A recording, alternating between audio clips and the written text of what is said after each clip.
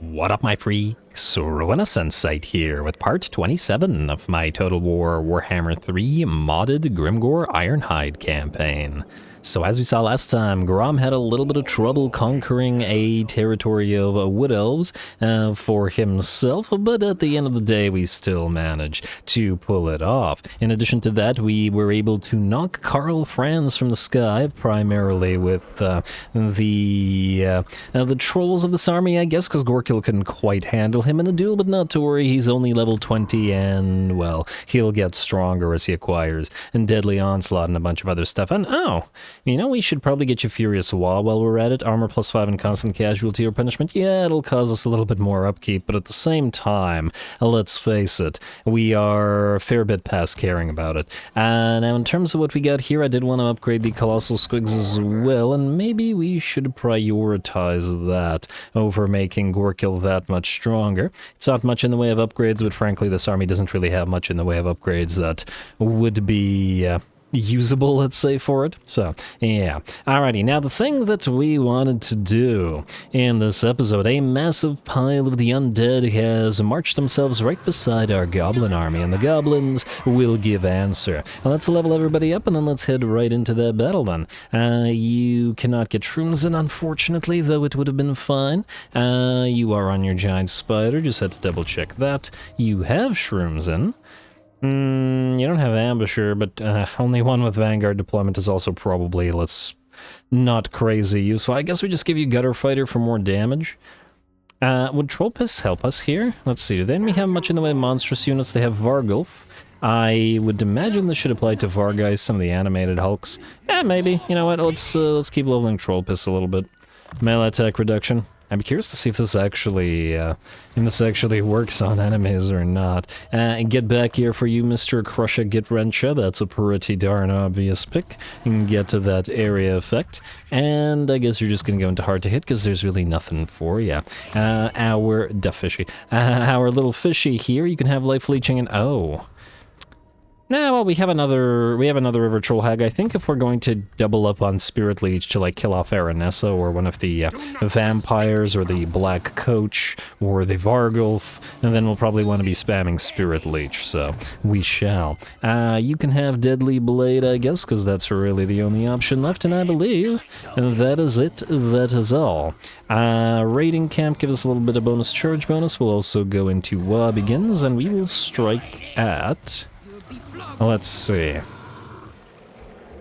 So Aranessa's army has mortars, which might be a decent choice, but ooh, Mr. Ramatep, he has a lot of fast movers. Okay, yeah, I think we'll attack Mr. Ramatep because we want to take the fast movers out, leaving only the relatively slow zombies and, well, not everything's slow, but it'll be a lot easier to deal with them than the fast. The units can't put a value on speed, after all. Attack Ramatep, he's not going to run a close victory 3 stacks of ours, as in 2 Gobbo stacks, and 1 WAAAGH, 1 slightly damaged WAAAGH, mind you, versus 1, 2, 3, 4 stacks of enemies. Plenty of fodder, and even the fodder is threatening to the relatively low-armored Night Goblins, unlike the Forest Goblins, who get that massive amount of extra armor, bringing them, was it to 65? From the Goblin Tide buff, these guys have an inferior buff that makes them hit hard, but still be very, very fragile. So, should be interesting. Away we go.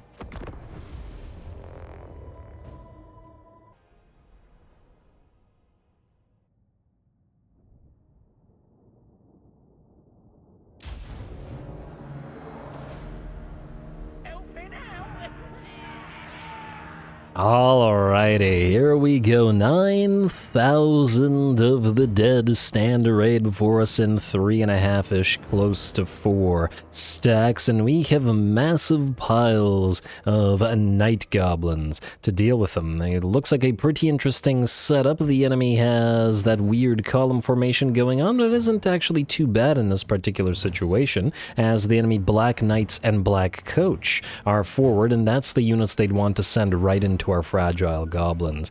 Anyway, whereas everybody else can sort of move in. We got a reinforcement coming in from on top of the hill, and then the other 2 reinforcements coming in from the other side of the map, and we may want to back our own forces off after a time in order to allow the enemy to follow us and for our other units to regroup. Anyway, the battle begins, and ooh, the bright red on those Black Knights here looks pretty great, makes them quite nice and visible, and I like the contrast between that and the balefire on them. Very cool. Anyway, the Black Knights with lances and barding and the regular Black Knights will charge in. The Black Coach also wanted to charge in as well, but we were able to stop it in its tracks with a net from one of the gobos, preventing it from getting its charge. And that said, the Knights with lances and barding were able to charge in and have done heavy damage to one of our units of gobos, dropping them to about half of their HP. And that's the 8p Kaloonies as well. On the bright side, this unit of Black Knights is about to be destroyed, and here come the trolls to make sure that they fall. We also get a Spirit Leech on our River Troll Hag, and all of our range units are going to start focusing down this Black Coach in the hopes of destroying it quickly. Down it goes, and down go the Black Knights as well. Oh, damn, look at that spider just booking it. Just booking it. Anyway, with those speedy units destroyed, we're going to start backing off. Of course, our artillery are going to spend this time firing as best they can, but if the enemy is going to regroup and hit us from 3 directions, we're certainly going to want the help from our reinforcing army. It's gonna be a toughie. And as for the reinforcing army, it looks like the WAAAGH will come onto the field first. I was thinking about whether we should just allow both of the actual armies to fight, but at the same time, considering we don't get too much use out of the WAAAGHs, I think we're going to send the WAAAGH in and see how we do with it. Hopefully the army doesn't collapse because half of it is made up of unbuffed, weak WAAAGH units. We'll see. Alright, well, in the meantime, while we group up, it's artillery time, so those rock lobbers, one of the few armies that actually have rock lobbers, are going to get into the action, and hopefully do a little bit of damage. I'm actually going to be interested in seeing how much damage the rock lobbers will have dealt by the end of this particular battle, since we don't use them all that much. I'm going to target the Graveguard with them, and let's see, well, we got plenty of armor-piercing damage on the Hammer of Gork, at least. And how about on the anti-pigeon crew? Yeah, it's not bad. It's not bad. As long as they can hit, they should be able to damage the Graveguard. Anyway, it looks like while we are targeting the Graveguard, more Knights and some other fast movers, some Vargheists and some Fellbats, are going to move in and start on the Night Goblin Fanatic Archers, who are obviously going to be a little bit more fragile. Fortunately, they're going to get hunted by the little tiny spider-riding goblin big bosses, and it looks like they should be able to take care of those Vargheists. That said, that is only the beginning of the assault, as a Vargulf leads the charge, and have more Black Knights and more Fellbats, and together with the Warlord's boys, hopefully we can hold them down. All of our archers are going to target the Vargulf in the hope of bringing it down with the sundered armor from the Rusty Errors, debuffing it. And then a Soul Blight and whatever else we can get on them as well. Alright, Vargulf's down to about half HP, but once again, this is only the beginning of the fight as more and more enemy units are making their way towards the main line. Aranessa and the Strigoi Ghoul King are going to join the fray as well, and we're going... Oh man, Aranessa's level 29 as well. That's going to be difficult. Oh, and it looks like one of the Strigoi Ghoul Kings, the first one, has fallen in the middle of the fray. We've also activated Fate of Biuna on the Spirit Hosts, mostly because they're kind of irritating, and they regenerate and are kind of difficult to bring down without magical damage, so probably a good use of Fate of Biuna, or at least I would hope so. Out here we got the Night Goblins, well, being knightly and heroic by the looks of it, holding off so many of the dead, and Marauders joining the fray from Aranessa's army as well. And here comes some ogres, both living and dead, man-eaters and animated hulks, trying to face off against trolls and gobos, though now the gobos are being joined by piles of the WAAAGH units. So not gobos alone anymore, but orc boys in the front, some regular regular goblins, and a decent pile of error boys as well to help matters out. It looks like an absolutely massive battlefield and battle line engaged this time around. So many melee units all over the map. What a glorious battle. Man, we're getting this is definitely one of the biggest battles, if not the biggest battle in the campaign so far, and pretty late into it, I gotta say. Alright, well, let's see how we're doing. The balance of power is still definitely in the enemy's favor. We're having a little bit of a tough time on the leftmost flank here as the 8P Cloonies and the Wannabes units of Goblin Fanatics are getting a little bit overwhelmed by the sheer number of enemy troops. We have been able to keep our artillery safe though it looks like the Goblin reinforcements from the WAAAGH are having quite a bit of trouble and will probably rout. Ruinous is still fighting in the middle of the fray, though it looks like Spite has managed to nearly kill off the second Strigoi Ghoul King, and we're trying to systematically work our way through the enemy lords and heroes while we hold the line. Of course, even with the buffs, the Night Goblins, they're not meant to hold the line. They definitely won't be capable of doing so for very much longer, so we gotta get as much damage out of them as we possibly can. Hopefully they'll keep releasing their 8 peak loonies and doing enough damage to the enemy, even while they take plenty of damage themselves. Lots of range exchange going on here as well. We don't usually get a crazy amount of support from range as an orc army, but it's certainly working in our favor this time around, as the very slow undead are not going to go after and chase most of our range units, and we've taken care of the Vargeists and the Fellbats, the stuff that have threatened them before. Alright, looks like the enemy animated hulks have opened up a nice sort of hole in our lines, led by Aranessa, who are trying to break through the center line and the trolls and gobos there. And balance of power, however, has shifted nearly to 50-50, though we can see by the HP bars we're pretty heavily damaged at this point. This flank is just barely holding on. It looks like the trolls anchoring this flank are going to be pretty instrumental in the units not dying. And there's those spinning loons. And there we go. Cleared the way a little bit, but it looks like one of the units of Night Gobos did shatter. Another WAAAGH activation comes in not a moment too soon as we continue fighting the Norskins and dead and pirates alike. Nice little mix of units for us to deal with. And now we target the enemy zombie pirate gunnery mob with bombs as fast as we can with our range units, as those things are so darn threatening. A single volley from those bombs would probably destroy a unit of Night Goblins, or at the very least force it to rout. Aranessa is still in the middle of the fray, though she's now dropped to about 1/3 of her HP. We've been spamming Spirit Leeches on her, and now we have a few Night Goblin war bosses attacking her with the Spirit Leech and the debuffs. And it looks like Aranessa will break. With Aranessa breaking, the balance of power has shifted to about 65, maybe even 70% in our favor, though the battle does continue. Our first reinforcement, our first non-WAAAGH reinforcement, has joined the fray as well, and we've started to fire our catapults into the line where the WAAAGH is currently fighting. So we're doing friendly fire damage, but that's okay. Man, what an epic fight. Yeah, this is the kind of fight that you wait a campaign for, right?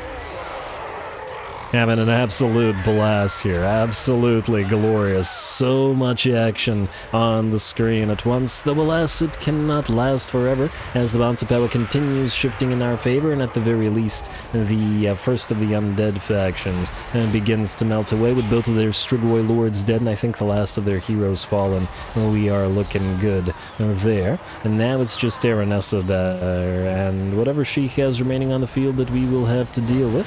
Probably those ogres, though it looks like her units are beginning to melt as well.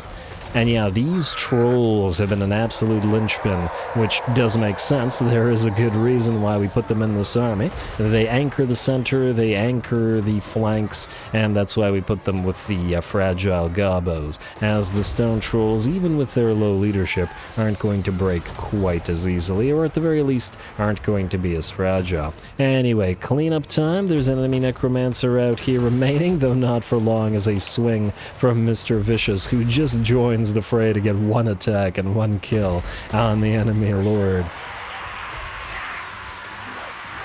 Alrighty, melt away the rest of the enemy. Oh, well, and it looks like the enemy actually managed to break through our orc boys and start fighting in melee with our orc error boys as well, but hey, and got some action out of them as well. Looks like a unit of gunnery mob with handguns remains, but not for much longer. And all the way back here, I see that the enemy mortars are still firing away at us. 56 kills here and 77 kills here. Not too bad in terms of damage. It could have been worse. I did try to target one of them with the hammer of Gork, but it was taking an absolute age to do any damage with them. And frankly, with the enemy so blobbed up with their zombies and their skeletons and, well, just their infantry in general, I figured it was probably better use of our time and ammunition to attack those blobs of infantry rather than target those mortars. Even though the mortars were arcing plenty of shots over. Anyway, with that, the battle is just about over. The bounce power is 99% in our favor. One last mortar to take care of, and we're going to move in. This poor little goblin big boss. Hack. I thought it said Hank. Oh, I should just rename him Hank. It'll match Dwayne, but anyway, he got badly damaged, plenty of our units got badly damaged, and hence it was a close victory, but heck, what a close victory.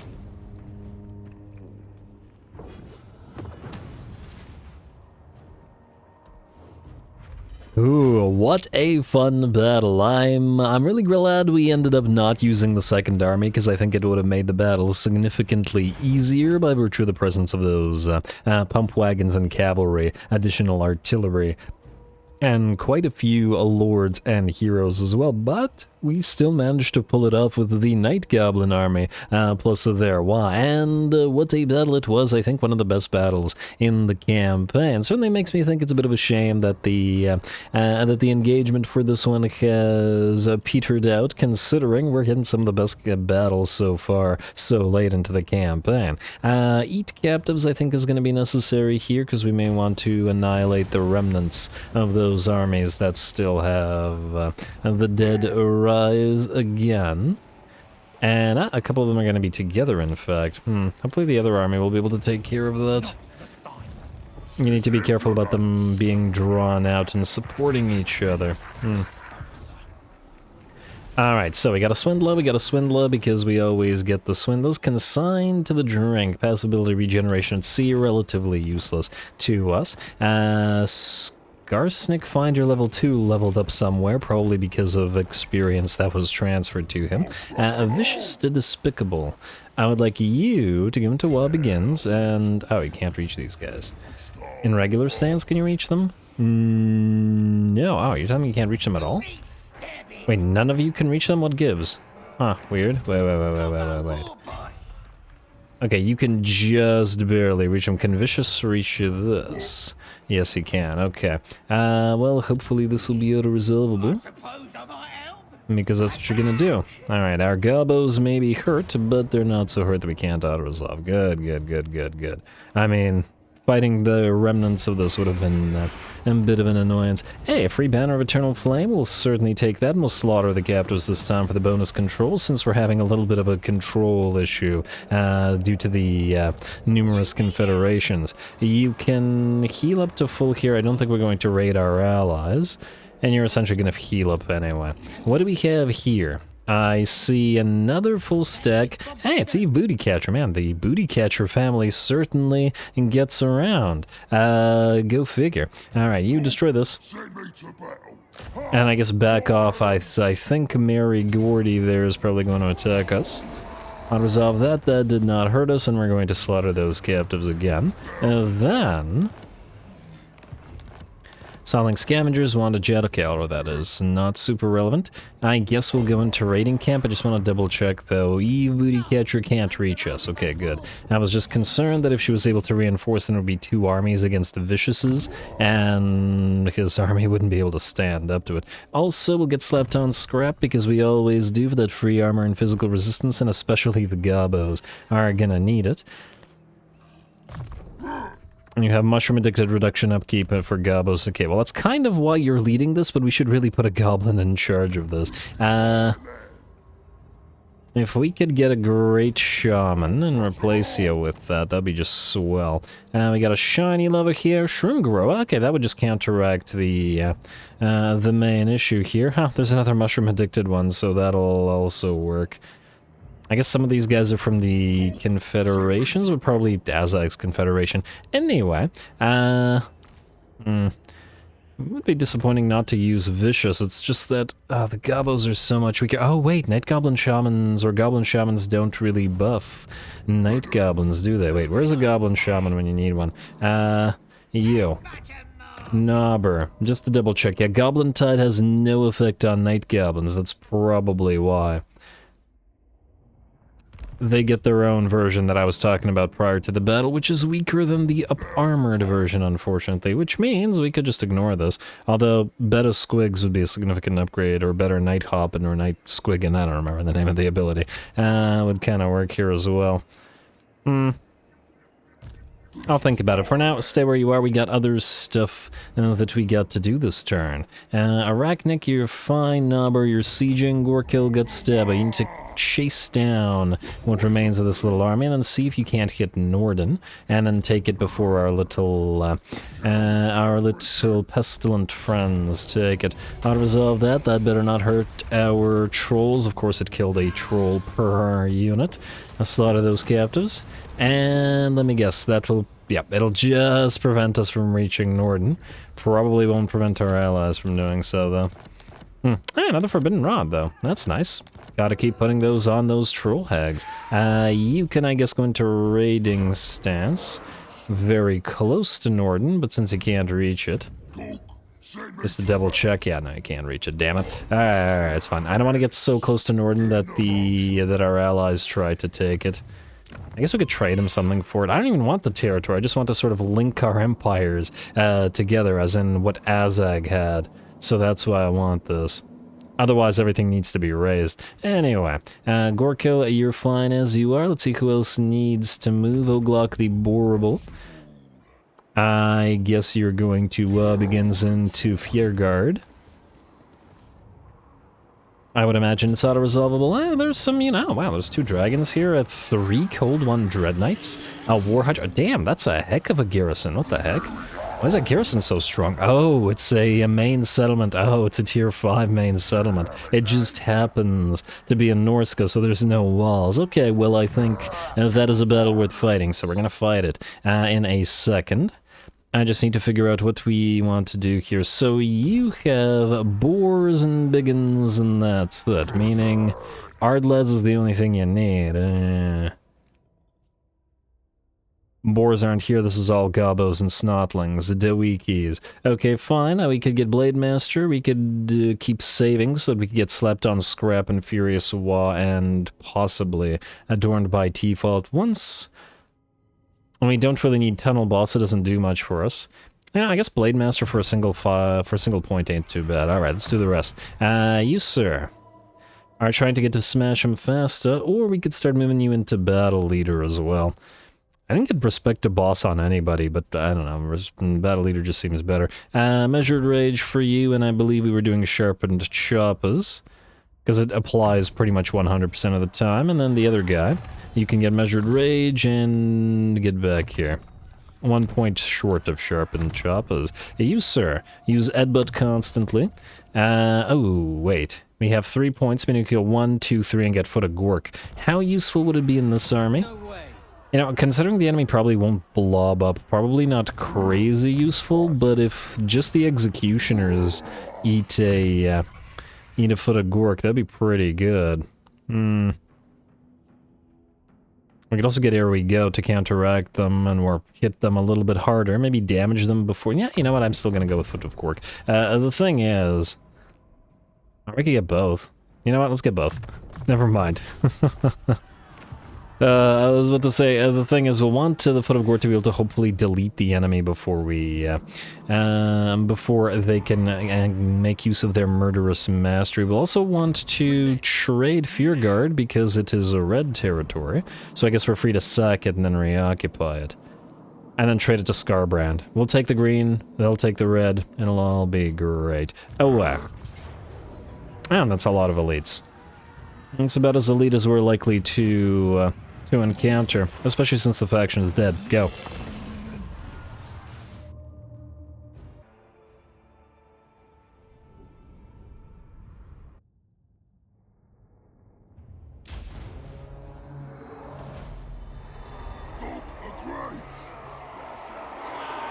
Alrighty, here we go again, and this should be a pretty darn interesting battle. 2 Black Dragons, 2 Hydras, 3 Cold One Dread Knights, 2 Executioners, and 2 Black Guard of Nagron, with an assortment of other units in there. A very, very strong, very high level Dark Elven stack. In fact, in terms of just sheer unit tiers, they've got, what, 7 units that are a tier 5 and 4 units that are a tier 4. Our entire army is tier 2 and 3. The biggins are all tier 2, and then the boar boys, and I think the single unit of bone clubbers would be tier 3, so pretty big tier disparity. Let's see if we can pull it off, shall we? Alright, so we're going to obviously send in our bone clubbers and our big ones straight at the enemy. They are in that stupid column formation of theirs, though, well, I guess it'll remain to be seen as to whether that is advantageous or disadvantageous, as it certainly can be at times a bad thing for us. Anyway, the Cold One Dread Knights will charge at the same time as our various biggins will. There's a lot of charge bonuses going on. It looks like the enemy Black Dragon will come down upon Mr. Oglock himself. Well, it's probably better that the dragon is distracted by Oglock than anybody else, so yeah. Now, let's see how effective those Cold One Dread Knights will be against our piles of biggins. Fairly effective, I would imagine. They're not Black Orcs with great weapons, and now they've got support of those Black Guard of Nagaron. That said, that is only, what, 3 of our units, though Oglock is in a little bit of trouble. The rest of our units are getting around those enemies, and will hopefully be able to charge more units. Oh wow, Oglock got very badly hurt by that Black Dragon. Alright, want a little bit cocky with him. But the Edbang's Bone Clubbers are absolutely ripping into this Hydra, which is already down to about half HP, despite the support of the Black Guard of Nagaron. And the rest of the units are allowing our biggins to charge forward, and our boar boys are starting to close the distance, when they will be facing off against the Executioners and other Hydra, and hopefully capturing the enemy Lord and whatever other range units the enemy have there. Alright, looking like a fairly tough battle so far. Balance of power remains in the enemy's favor, and we can see all the corpses of our biggins in the main line here. And definitely gonna take some time to work through these units with the once again, eliteness or unit tier disparity. Unit tier 2s fighting tier 5s often doesn't go well. Anyway, here come the boars smashing into the enemy Black Orc Corsairs, at least there with great ease. Probably gonna have a little bit more trouble against the Executioners, but at the very least we just had our WAAAGH activate. Want to try to do as much damage to the enemy Executioners and Knights and whatnot before they start using their murderous mastery to great effect. Alright, and we got more boar boys coming in where that came from, so while these guys are distracted, more boar boys will hit them in the back, surround them, and hopefully dish out the damage. Bounce power has shifted to roughly even, maybe 55% in our favor, very slightly, but the fight goes on. WAAAGH is returning to the fight. The Black Dragon is still fighting, though the Bone Clubbers have chased off the one War Hydra, and one of the Black Dragons has gone down as well. Unfortunately, here comes that murderous prowess and murderous mastery for the Cold One Dread Knights, Executioners, and Blackguard of Naggarond. Way too many enemies to take advantage of it. Ooh, and Blackguard facing off against those Savage Orc Biggins. Kind of an interesting matchup as well, considering the Savage Orc Biggins relatively lack an armor-piercing weapon damage. But at least we got the regular Biggins back there who do plenty more with 41 armor-piercing. Still not as high as we'd like, perhaps, but hopefully enough to break through their armor. Cold One Dread Knights are still fighting, but that's hardly surprising. And I remember how much hated this unit was. At least in part because of their cost, but back when it was released. Pretty fearsome in SFO and by game 3, however. And ooh, nice chill wind coming down on our unit of Orc Biggins here. The squad is very badly damaged. We're going to back off our boar boys, and we're going to back them off while that murderous mastery is activated on those executioners. Don't want them taking advantage of it, because they're scary enough without it. On the bright side, we did manage a little bit of decent rock, paper, scissoring in the fact that it was the executioners facing off against our cavalry, and it was the Blackguard facing off against our infantry, so the enemy couldn't at least apply anti-large, anti-infantry where they wanted to. And we're still having a little bit of trouble bringing down those Cold One Dread Knights. Our cavalry are nothing like theirs in terms of elite and effectiveness, but hopefully we'll bring them down eventually. And we do have our Regiment of Renown here as well. Alright, well, many more will fall, especially with the support of those executioners, but the battle continues, slightly shifting in our favor. Damn, this one's gonna be close. Still only about 65 maybe % in our favor. Another WAAAGH activation will help, however, and we do have the enemy lord, a Beastmaster, trapped. Although he does have one of his beasts at second Black Dragon helping out.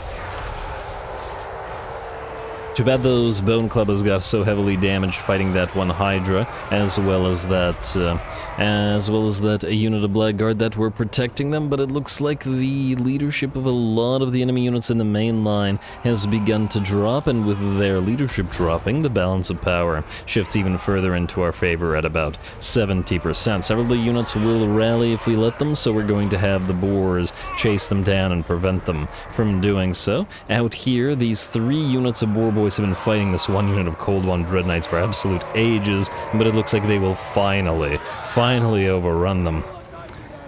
Yeah, 57 kills and 24k damage on these guys, probably solely on boar boys as well. Very, very nice. A Pyrrhic victory, and definitely a fight worth fighting.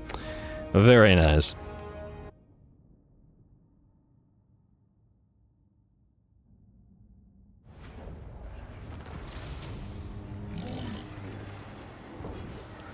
Alright, very, very nice. Another toughie and certainly a battle worth fighting, if I do say so myself. Got 13k money out of that. Let's see how our troops did. 71 kills on the Piggins, rather, and the 61 on the WAAAGHs, both quite nice. The rest did about on par with each other, hovering around the 40s. The squad here got over 100 kills and actually got the most kills in the battle, and a unit of unnamed Savage... Oh, right, I never named the Savage Orcs, I only named the Savage Orcs in the Savage Orc army, but this army was primarily a Biggin army, so I left them unnamed. Yes, okay, and 23k, very nice on the Headbangers as well. Now oh wow, we could heal in, damn, 61k. I guess we do keep the place at tier 4, but if we're gonna trade it anyway, we don't really care, so we'll just take the money. Although I'm sure it'll be worth plenty to Scarbia regardless, so I don't think we care that much. Reoccupied rather, and, well, not really but occupied and heal up, and oh, we take it a tier 5 anyway. We'll spend a lot of money to repair you. Why not? It's cheap, and we can give Scarbrand plenty of more stuff. And you know what? Build the Musta Fields here, and this is going to take 2 turns? No, so that takes 2 turns, if you please. How about you? Idols.